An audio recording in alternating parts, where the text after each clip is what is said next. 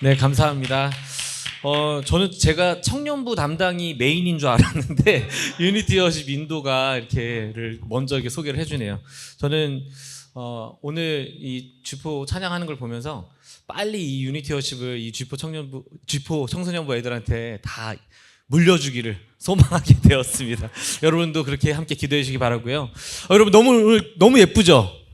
우리 쥐포 청소년부 너무 예쁜데 우리 아까 전에 이 친구들이 너무 많이 저희들한테 손가락질을 이렇게 많이 하더라고요. 그래서 저희도 한번 손가락을 다 뻗어서 우리 쥐포 청소년분들한테 이렇게 한번 손가락을 쫙 뻗으셔서 하나님의 마음을 대신하여 이렇게 얘기해 주십시다.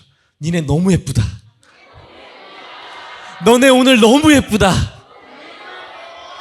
감사합니다. 너네 오늘 너무 예쁘다. 네, 쥐포 너무나 예쁩니다. 제가 너무나 사랑합니다. 우리 쥐포. 그래서 제가 휴게소를 지나갈 때마다 항상 쥐포를 꼭 사 먹으면서 우리 친구들을 항상 기억하고 이렇게 기도하곤 합니다. 오늘 그래서 여러분들 이 친구들을 볼 때 정말 하나님을 너무나 사랑하는 아이들이잖아요. 교회에 있는 것들 항상 이 교회에 앉아서 집에도 안 가요. 왜 집에 안 가는지 모르겠는데 교회에 앉아서 항상 이 교회를 하나님을 사랑하는 모습들을 보면서 이 모습이 계속해서 지켜졌으면 좋겠다. 우리가 함께 지켜야겠다는 생각들을 자주 하게 됩니다. 그리고 이렇게 하나님을 사랑하는 아이들이니까 제가 오늘 이 친구들한테 아주 거룩한 부담감을 줄 예정인데 하나님을 사랑하니까 다 용납이 되지 않을까, 다 수용할 수 있지 않을까 싶습니다. 아멘. 네, 오늘 제가 함께 말씀을 나누도록 할 텐데 느헤미야 이야기를 나누기에 앞서서 한 질문에 대한 질문을 한번 나누면서 시작을 해보려고 합니다. 네, 여러분 살아가면서 가장 많이 듣는 질문은 무엇일까요? 우리가 살아가면서 가장 많이 듣게 되는 질문은 무엇일까요? 밥 먹었어? 밥 먹었어. 밥은 먹고 다니니? 뭐 이런 것 질문. 저는 예상하기로 이름이 나올 줄 알았는데 이름이나 나이 이런 것들도 많이 나오겠죠, 그렇죠? 처음 만났을 때 이름을 물어보니까. 그렇지만 이 이름이라는 질문은 평생에 한 사람당 한 명한테 한 번 정도 들으면 끝나는 질문일 겁니다.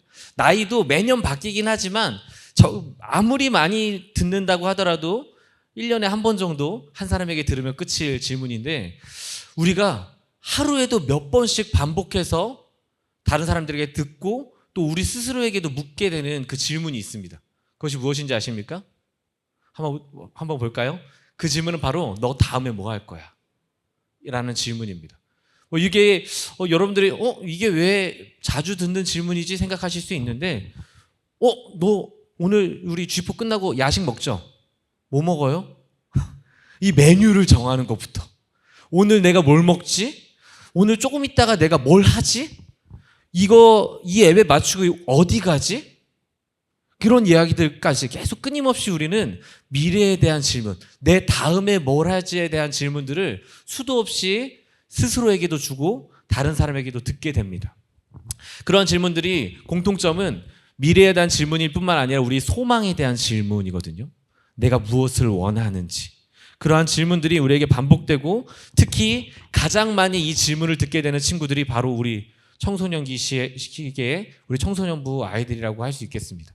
끊임없이 너 대학은 어디 갈 거야? 너 나중에 커서 뭐 될래? 진짜 듣기만 해도 벌써부터 스트레스가 애들이 벌써부터 이제 안 듣고 싶어서 지금 엉덩이가 들썩들썩 거리고 있는 지경인데 끊임없이 꿈, 비전, 소명, 목표, 계획을 이 아이들에게 우리는 묻고요, 궁금해합니다. 그것을 가져야 된다고 또 생각을 하죠. 그래서 우리는 교육부서에 가장 많이 사용하는 이름이 뭐다? 비전, 비전 스쿨, 비전 캠프, 비전이란 말을 끊임없이 사용합니다. 왜? 이 청소년기의 아이들에게 그 미래를, 그 소망이 무엇인지를 사실은 묻고 있고 그것을 가져야 된다고 생각을 하는 거죠.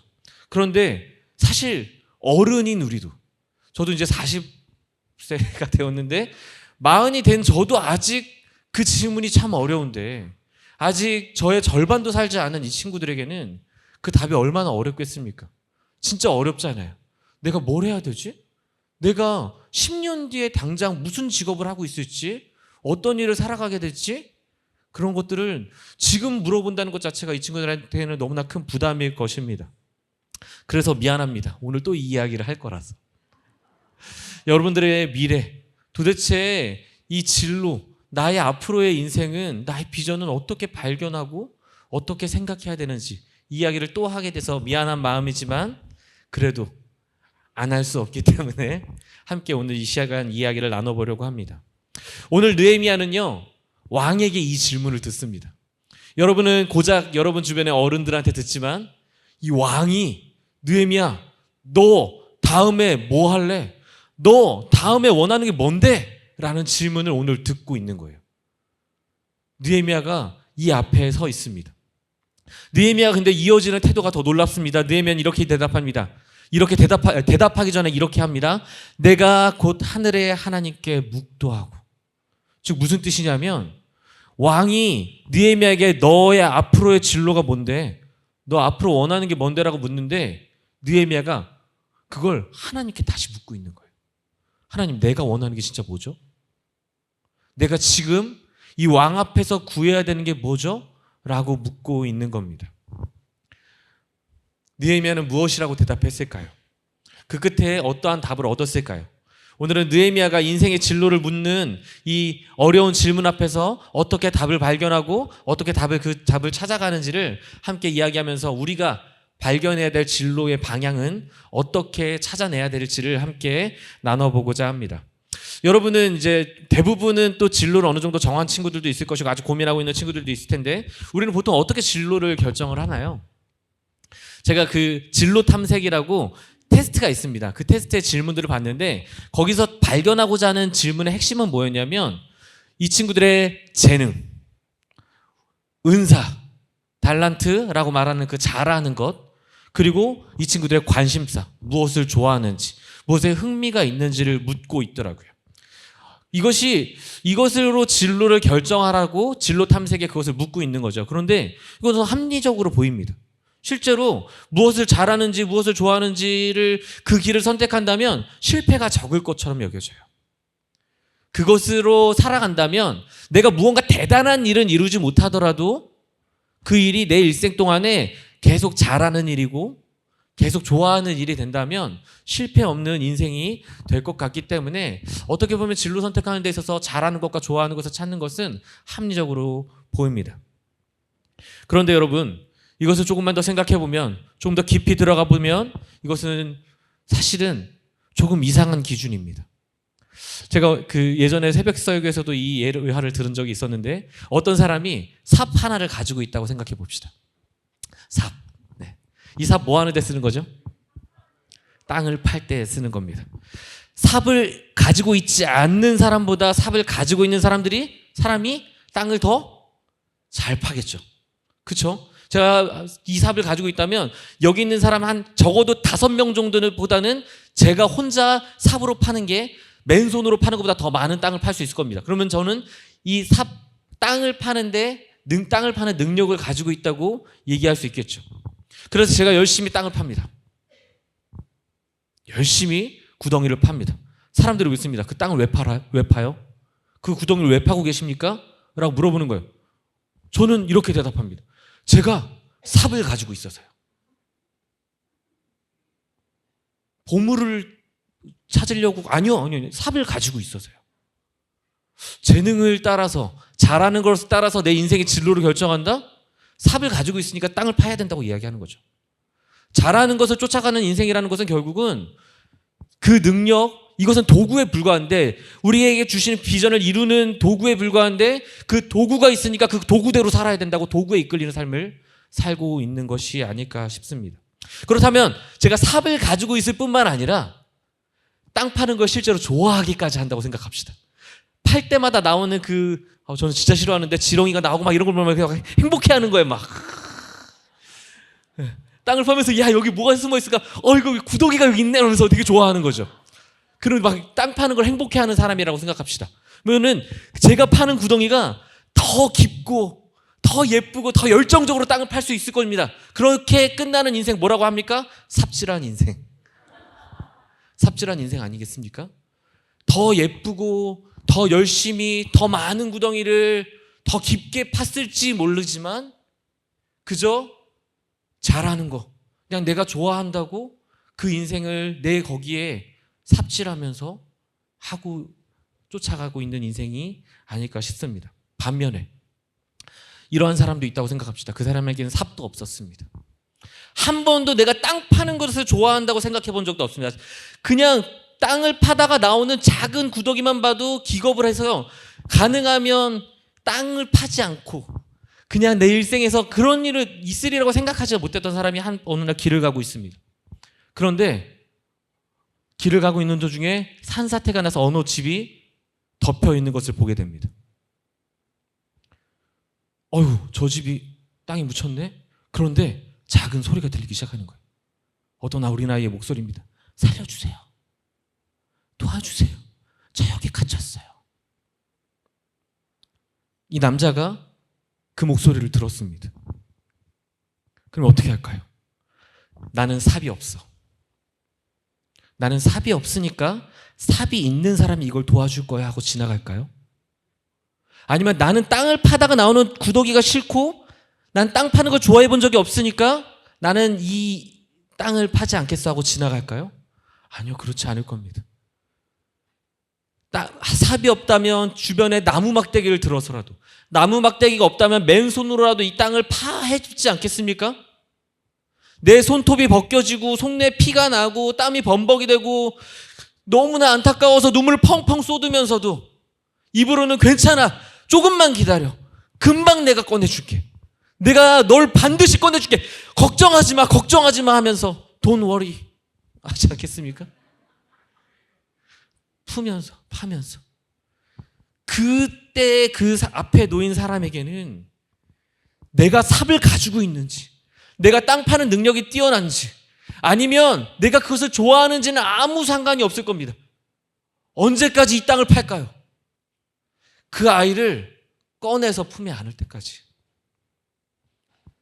이 안타까움이, 그 슬픔이 사라질 때까지 그 일을 하지 않겠습니까? 삽을 가지고 땅 파는 것을 좋아하는 사람의 땅 파기와 이 사람의 땅 파기 둘 다 땅을 파는 행위였습니다.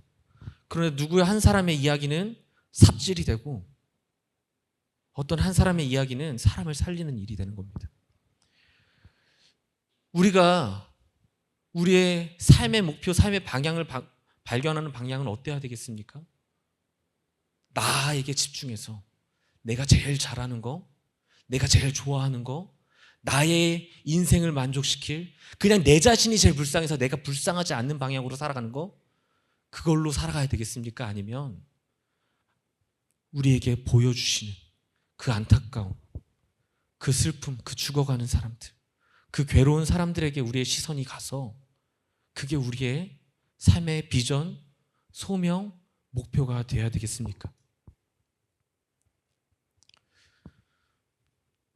이 슬픔, 이 안타까움이 바로 하나님이 우리에게 주시는 이 땅을 변화시키는 마음, 바로 긍휼입니다. 무너진 집에 대한 안타까움, 죽어가는 아이에 대한 큰 슬픔과 그 간절함이, 그 긴급함이 똑같은 땅 파는 행위인데 전혀 다른 결과를 낳은 겁니다. 즉 창조된 아름다움을 잃어버린 세상에 대해서 안타까워하고 죽어가고 고통받는 사람들에 대해서 슬퍼할 줄 아는 마음을, 그 마음을 쫓아야 하는 것입니다. 그것이 바로 긍휼로 부르시는 하나님의 소명입니다.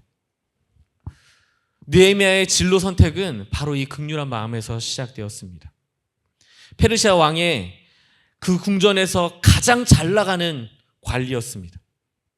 그 느헤미야는, 이 느헤미야가 어느 날 하나니라는 그의 형제에게 소식을 듣는데, 그가 떠나왔던 그 예루살렘이 성벽이 다 무너지고 성도 무너져서 그 주변 나라들에게 조롱당하고 모욕당할 뿐만 아니라 약탈당하고 빼앗기고 공격당하고 심지어 죽임까지 당하고 있다는 소식을 듣게 된 겁니다. 느헤미야는요, 그때까지 포로를 잡혔다가 풀려난 사람들은 이제 잘 살고 있을 줄 알았어요. 자기는 포로지만 그 사람들은 풀려난, 해방된 사람이지 않겠습니까? 자유로운 사람인 줄 알겠습니까? 그래서 그 사람들 잘 지내고 있지? 안녕하지? 라고 물었는데, 그곳에서 도망쳐 나온 하나니가 느헤미야에게 우리 도저히 그 환난을 이기지 못해서 도망쳤습니다. 거기에 남아있는 사람들은 여전히 그 고통, 그 슬픔을, 그 괴로움을 당하고 있습니다 라는 소식을 전해준 겁니다. 느헤미야에게 이 앞날은요, 지금 이 느헤미야의 시점은 아주 중요한 시점입니다. 승진이 눈앞에 두고 있고, 조금 있으면 왕이 가장 신이 많은 그 자리로 들어가고, 그리고 앞으로의 길은 더 탄탄대로입니다. 그게 느헤미야의 인생이었습니다. 느헤미야가 여기까지 오기까지도 쉬운 일은 아니었을 거예요. 포로였거든요. 이웃나라의 포로였습니다. 포로인데 왕의 가장 신임받는 자리로 가다니요. 와, 이 인생이 얼마나 험난했을지 상상이 되지 않으십니까? 이가 얼마나 여기까지 오기까지 얼마나 노력했는지, 그가 그것을 잘하고 그것을 좋아하며 얼마나 많은 열정과 인생을 그것에 쏟았는지 이해가 되잖아요. 그런데 이 소식을 듣고 느헤미야는 깊은 슬픔에 빠집니다. 충격적인 소식에 주저앉아서 수일을 기도합니다. 수일을 울고 슬퍼하며 기도하는 것입니다. 하나님, 예루살렘의 저 형제들을 긍휼히 여기소서. 하나님, 이스라엘의 백성, 당신의 백성을 기억하여 주소서. 하나님 제발 저들을 도와주세요. 하나님 저들을 도와주세요. 수일을 그렇게 기도하는 거예요. 그런데 여러분, 아무리 기도해도 이 슬픔이 사라지지가 않습니다. 이 근심이 사라지지가 않는 거예요. 어디까지요? 왕의 앞에 이르기까지. 느헤미야는요, 그 전까지 한 번도 왕 앞에서 수심이 가득한 얼굴을 보인 적이 없었습니다. 이게 얼마나 무서운 일이냐면요, 왕의 술 관원입니다. 왕에게 술 따라주고 왕의 술 창고를 관리하는 사람이에요. 세상에서, 이 나라에서 왕을 제일 쉽게 암살할 수 있는 사람입니다. 독 한 방울만 떨어뜨리면 딱 거기에 왕이 그걸 먹고 왜 죽는지도 모른 채 죽게 될 겁니다. 그러니까 이 자리를 맡았다는 것은요, 왕에게 엄청난 신임을 받고 있는 사람이라는 뜻이에요. 왕에게 크나큰 신뢰를 받고 있는 사람이라는 뜻이에요. 엄청난 사람입니다. 왕이 이 왕국에서 제일 신뢰하는 사람이에요. 신임하는 사람입니다. 그런데 그 사람이 술을 따라주면서 근심이 가득해요. 거의 울라 그래요.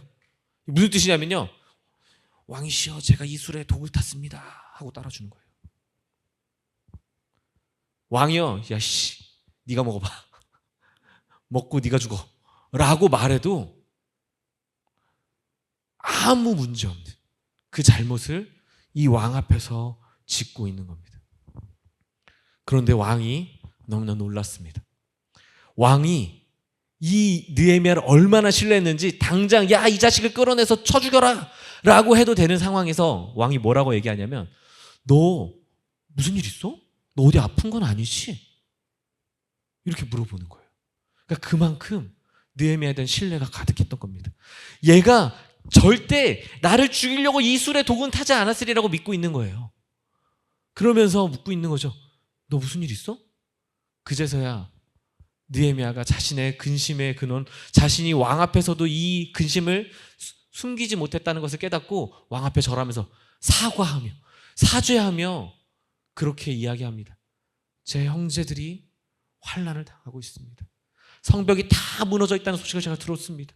제가 이곳에서 왕의 관원으로서 이렇게 성공적으로 하나님께서 나를 이렇게 이끌어서 복을 누리고 있는 동안에 제 형제들은 죽임당하고 있고 빼앗김당하고 있고 조롱당하고 있었습니다. 그 소식을 제가 얼마 전에 들었습니다. 왕이시여, 왕이시여. 그러자 왕이 아까 전에 우리가 함께 읽었던 그 말씀, 그래? 그럼 네가 원하는 게 뭔데? 내가 다 들어줄게. 너 뭐 원하는데? 여러분, 우리 앞서 했던 상식대로라면 느헤미야 뭘 구해야 합니까? 자, 우리의 인생을 만약에 좋아하는 것, 잘하는 것으로 결정해야 된다면 이 느헤미야가 오늘 결정해야 될 것, 왕에게 구해야 될 게 뭡니까? 느헤미야가 제일 잘하는 게 뭐예요? 왕의 관원으로서 왕의 신임을 얻으며 이 왕궁을 관리하는 일이잖아요. 그거 제일 좋아하는 일이기도 하잖아요. 그러면 느헤미야가 왕에게 왕이 소원을 물어봤을 때 뭐라고 얘기해야 됩니까? 저 총리 대신 시켜주세요. 이래야 되는 거 아니에요? 나 그 왕 바로 밑에 그 나라 다 관리할 수 있게 해주세요. 왕궁 다 제 밑에 있게 해주세요. 아니면 적어도 그게 아니더라도 그거 잘하는 사람, 건축 잘하는 사람 거기 보내서 저는 여기서 제가 좋아하는 일, 잘하는 일 할 테니 그거 잘하는 사람 보내서 거기 성벽 재건 좀 해주세요. 사람들 좀 보내주세요. 그렇게 부탁해야 되잖아요. 그런데 오늘 느헤미야가 뭐라고 이야기합니까? 말씀을 함께 읽어보기 원합니다. 함께 읽겠습니다. 시작. 왕이 만일 좋게 여기시고 종이 왕의 목전에서 은혜를 얻었사오면 나를 유대 땅 나의 조상들의 묘실이 있는 성읍에 보내어 그 성을 건축하게 하옵소서. 아멘. 누가 성경 어디에도요 느헤미야가 건축 전문가라고 기록되어 있지 않습니다. 왕의 건축 전문가였으면 왕의 건물 짓기를, 건물 수리를 관리하는 사람의 관원을 했겠죠. 근데 느헤미야의 전공은 그게 아니었습니다. 그거를 잘한다고 좋아한다고 얘기한 적도 없습니다. 그런데 그걸 잘하는지 좋아하는지와 상관없이 느헤미야는 지금 흙더미 속에 묻혀있는 자기의 형제들을 본 거예요. 느헤미야가 왕에게 구하는 소식, 제가 그곳을 가야 되겠습니다. 제가 며칠을 기도했지만 기도한 끝에 제가 알게 된 것은 그곳에 그거 잘하는 사람 하나님 보내주세요. 하나님 그거 잘하는 사람 거기에 성벽 좀 뿅 하고 지어주세요가 아니라 하나님 이 안타까움이 사라지지가 않으니 저를 거기 보내주세요. 하나님 저를 거기 보내주세요. 제가 그거 하겠습니다. 하나님. 느헤미야가 발견한 것은 그것이었다는 겁니다. 여러분 우리의 즐거움은 얼마나 쉽게 질리는지 모릅니다. 재미있는 영화를 보고 나오고 집에 돌아오는 순간 그게 왜 재밌었는지를 다시 곱씹어야 될 정도로 우리는 쉽게 즐거움에 질려버립니다. 얼마나 짧게 요즘은 영상들이 짧게 만들어지는지 1분이 넘어가는 영상들이 유튜브에 잘 없어요. 1분만 즐거우면 돼요. 그리고 또 다른 영상을 봐야지만 다음 재미가 즐거움이 유지됩니다. 우리의 즐거움은 쉽게 질려버리고 끝나요. 우리가 여러분, 청소년 여러분, 여러분의 즐거운 거, 여러분이 제일 재밌어하는 거, 그걸로 여러분의 인생을 선택하면요 질릴 겁니다. 여러분 여기 이 중에서 악기 하는 친구들이 있습니다. 그 친구들은 알아요. 나 진짜 악기가 재밌어서 시작했거든요. 잘하려다 보니까 더 하려다 보니까 재미가 없는데 도저히 그 악보, 음표를 쳐다보고 싶지도 않은데도 쳐다보고 해야 되는 순간들이 옵니다. 즐겁지 않은 순간 반드시 찾아와요. 그리고 쉽게 질리게 될 거예요. 좋아하는 것을 직업으로 삼으면 좀 나을까요? 그렇지 않습니다. 우리는 끊임없이 권태기가 우리의 인생에 우리의 감정은 우리의 즐거운 감정은 권태로운 마음들이 찾아오는 거예요. 그런데요 우리의 이 안타까움은 끊임없이 들려오는 이 아이의 울음소리를 듣는 이 슬픔, 이 간절함은요 그 아이를 품에 안을 때까지 사라지지가 않아요. 그 아이를 꺼내질 때까지 그 아이가 목소리가 줄어들면 줄어들수록 내 간절함은, 내 애절함은, 내 안타까움은 점점 더 커집니다. 누군가 이 문제를 해결해 주거나 아니면 내가 가야 돼요. 느헤미야의 슬픔도 마찬가지였던 겁니다.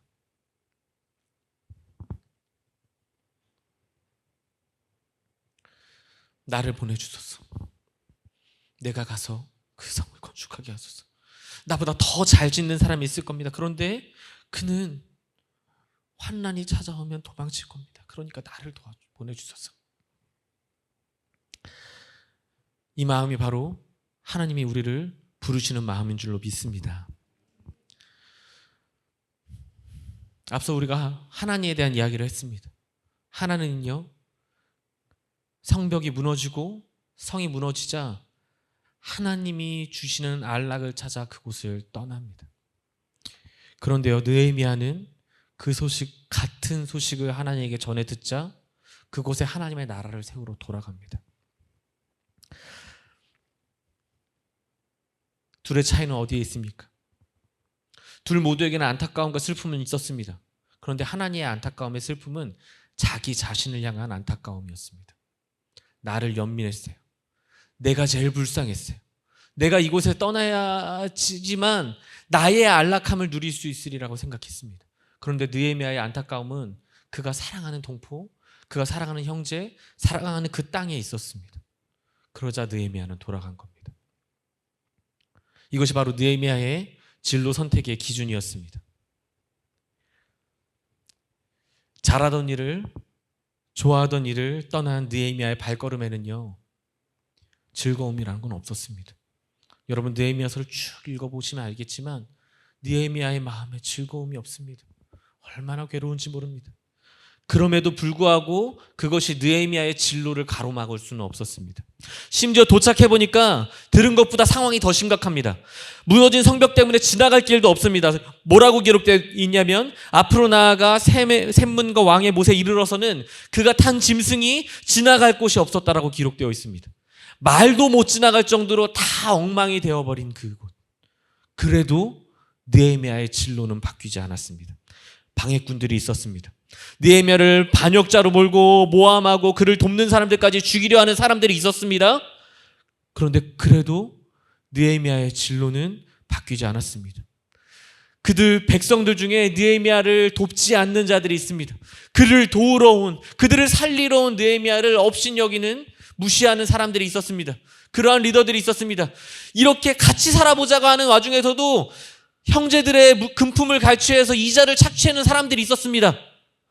그런데 그럼에도 불구하고 느헤미야의 진로는 바뀌지 않았습니다. 성벽이 거의 완성되었을 때 마음이 급해진 그의 방해꾼들은 느헤미야를 겁쟁이, 도망자로 만들고 싶었던 것 같아요.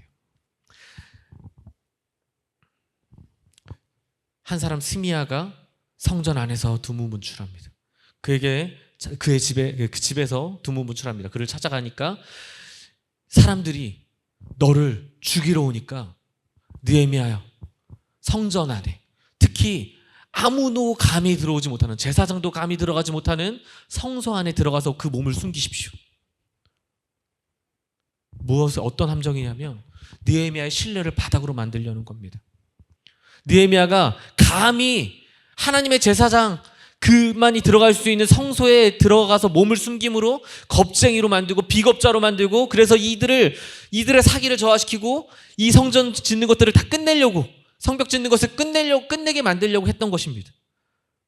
그렇게 함정에 빠뜨리고 있던 이 상황이, 느헤미야는 이렇게 이야기합니다.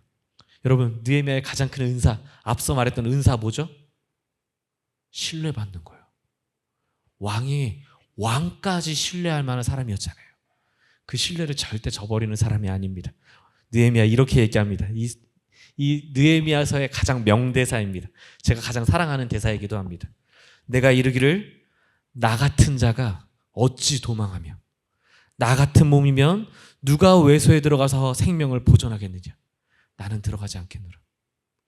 너무 멋있지 않아요? 상남자입니다. 상남자. 그런 것 같아요. 그 이순신 장군의 그런 얘기 있잖아요. 신에게는 아직 12척의 배가 남아 있습니다. 느헤미야, 이 대사가 여러분 제가 읽으니까 이렇게 안 멋있어 보일 수 있는데 이 장면을 생각해 보시죠. 느헤미야요, 느헤미야를 죽이러 옵니다. 그런데 느헤미야가 내가 어찌 나같이 보잘것없는 인물이 감히 성소에 들어갈 수 있겠는가? 차라리 죽으면 죽었지. 내가 거기서 비겁하게 숨지 않겠다라고 말하고 있는 거예요. 얼마나 멋있습니까? 하나니가 전한 하나의 소식, 예루살렘 성벽 무너졌어요 라는 소식 하나에는 그 진로를 쉽게 뿅 며칠 만에 변경해서 바로 예루살렘으로 달려왔던 그 느헤미야가 수없이 많은 환난과 방해와 장애물에도 그 진로를 결코 바꾸지 않는 겁니다. 그리고 마침내 성벽 재건을 시작한 지 며칠 만에? 52일 만에 예루살렘 성벽이 완성됩니다. 오랫동안 무너져 있었는데, 누구도 이것을 다시 지을 생각을 하지 못하고 있었는데, 그저 무기력하게 이웃 나라의 공격에 그저 당하고 조롱받고 있었는데, 하나님이 주신 그 안타까움을 품고 이곳에 돌아온 그 느헤미야 한 사람으로 인해 이 모든 문제가 해결된 겁니다. 그가 가진 재능 때문이었습니까? 아닙니다. 그가 하나님에게 받은, 하나님이 그의 마음 안에 두신 안타까움으로 이 일들이 일어난 겁니다. 여러분, 이것이 하나님이 우리를 부르시는 방법입니다. 하나님의 눈으로 세상을 보게 해서 그 하나님의 안타까움을 우리에게 가르쳐 주시는 거예요. 내가 뭘 잘하는지에, 내가 뭘 좋아하는지에 계속 집중하라고 말하는 세상의 시선에서 그 메시지에서 벗어나세요. 이제 때때로 하나님의 그 안타까움을 쫓아가다 보면 하나님이 당연히 마땅히 나를 창조하실 때 넣어주셨던 이 일을 위해서 나를 만드셨으니 이 일을 위해 그것을 쓰게 하실 겁니다. 그건 걱정하지 마세요. 그 일은 하나님께 맡기십시오. 합력해서 선을 이루시는 완전한 지혜를 가지신 하나님께 그건 맡겨두고요. 내 재능이 어떻게 사용될지는 그때 맡겨두고요. 우리는 하나님이 주신 안타까움에 쫓아갑시다. 그 비전으로 나아가시는 우리 되기를 진심으로 축복합니다. 사랑하는 G4 청소년부 여러분, 여러분의 안타까움은 어디 있나요? 죄의 흙더미에 묻혀서 살려달라고 외치는 사람들이 있어요. 겉으로는 멀쩡해 보이지만 죽음을 향해서 달려나가는 사람들입니다. 세상 곳곳에도 있고요. 저는 반드시 알 건데 여러분의 반, 여러분의 학교, 여러분의 친구들 중에도 있을 것입니다. 그들의 입으로 살려달라고 외치진 않지만 그들의 마음은 그것을 외치고 있고, 여러분이 하나님의 음성에 귀 기울인다면, 하나님의 마음에 집중한다면 여러분 그거 알게 될 겁니다. 그것에 귀 기울이시기 바랍니다. 거기에 여러분의 안타까움도 있기 바랍니다. 타락으로 인해서 진리와 가치가 무너진 세상도 있습니다. 정치, 문화, 예술, 교육, 사람들을 더 많은 죄, 더 많은 타락으로 이끄는 무너진 성벽입니다. 하나님의 슬픔과 안타까움은 이미 그곳에 있습니다. 우리의 슬픔과 안타까움도 그곳에 있기를 축복합니다. 여기 있는 청소년부 친구들 대부분이 아마 제가 필리핀 선교를 가는 것으로 알고 있고 또는 갔다 온 것으로 알고 있습니다. 너무나 좋은 기회입니다. 여러분 4일 5일 그 시간으로는요, 사실 여러분 그 4일 5일 열심히 여러분들이 헌신하고 와도 그 땅 잘 안 변합니다. 수없이 많은 해를 선교사님들이 그곳에서 보내고 있지만 잘 안 보내는 게 현실입니다. 네. 안타깝지만. 그런데 그 시간은 여러분이 변화되기에는 충분한 시간입니다. 그곳에서 여러분이 이곳에서는 너무나 익숙해서 눈치 못 챘던 그 안타까움을 발견하고 오실 수 있었으면 좋겠습니다. 그 시간이 하나님의 마음을 배우는 시간이 되기를 축복합니다. 하나님의 안타까움을 알게 되는 시간이기를 진심으로 축복합니다. 바라건대 이 간절한 안타까움, 거룩한 슬픔에서 여러분의 소명이, 여러분의 인생 전체의 비전이 발견되기를 바랍니다. 아멘. 아멘. 하나님이 이 세상을 하나님의 나라로 회복하는 일에 저와 여러분들을 사용하실 줄을 믿습니다.